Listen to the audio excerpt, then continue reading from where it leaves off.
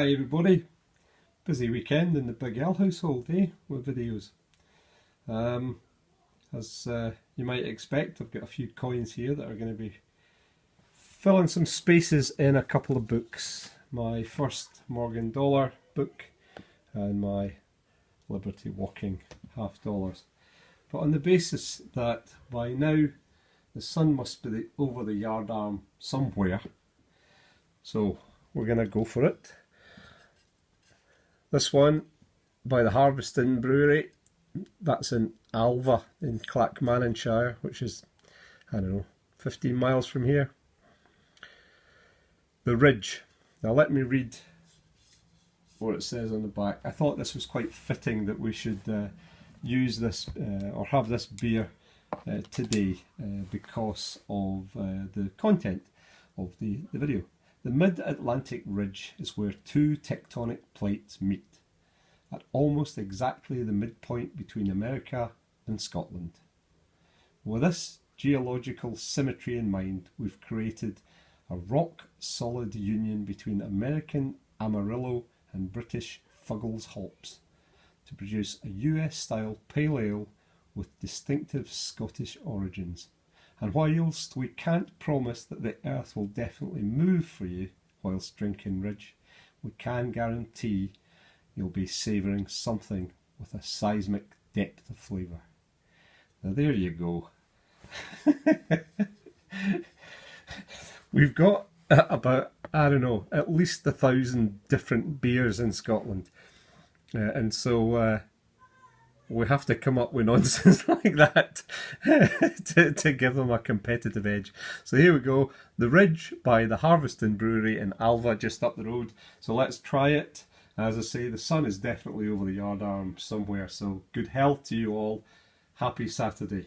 And I guess there'll be some people who might, by the time they're watching this, it's still kind of Saturday morning, so sorry. Good, it's evening here nearly.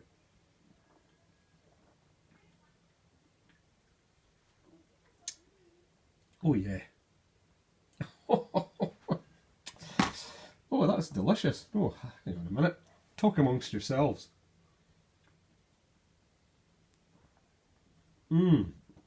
Lovely, lovely ale. Anyway, what we're going to have a look at. So this is what we've got to fit into the books. This little 1944, I think it is. Yeah, 1944 Merc is just one I picked up this last week, and it's better than the one I've got in my book, so I'll replace it so we can have a quick look at that, but not spend an awful lot of time on it, There we go. And what have we got here? So a couple from San Francisco of the Walking Liberty and a couple from the Philadelphia Mint. So starting off with this one. These aren't in the greatest condition. 1928 S. So, like I say, not the greatest. Better condition, 1935. I have to be honest and say, well, it's not exactly early, but you can always pick up, coins from the 1940s in good condition. But that one, for 1935, it's among the better ones I've seen from that kind of time. So that's a couple there. Let's get this old slick bugger out the way firstly. 1918. And, well, it is what it is. And that absolutely is a bald eagle everywhere. But it fills a space. This one's a nicer one. It's 1939. Lovely condition, isn't it? And again. So that's 4 spaces in that book. And then we have these 3 crackers that we've just picked up. I showed Joe and Mike this one and this one during the week, and this one here just arrived this morning. So let's have a look at this one here. Now, This has got some wild toning. It looks just grey, but when you, if you can just hold it in the light, it's got some really weird kind of purpley blue colouring around the edge there. I don't know if it's really kind of showing in the video, and that's on both sides. Nah, it's not really, but lovely, lovely coin. San Francisco Mint, 1879, in pretty good condition.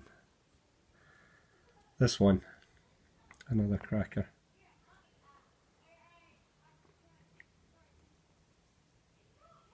$18.81.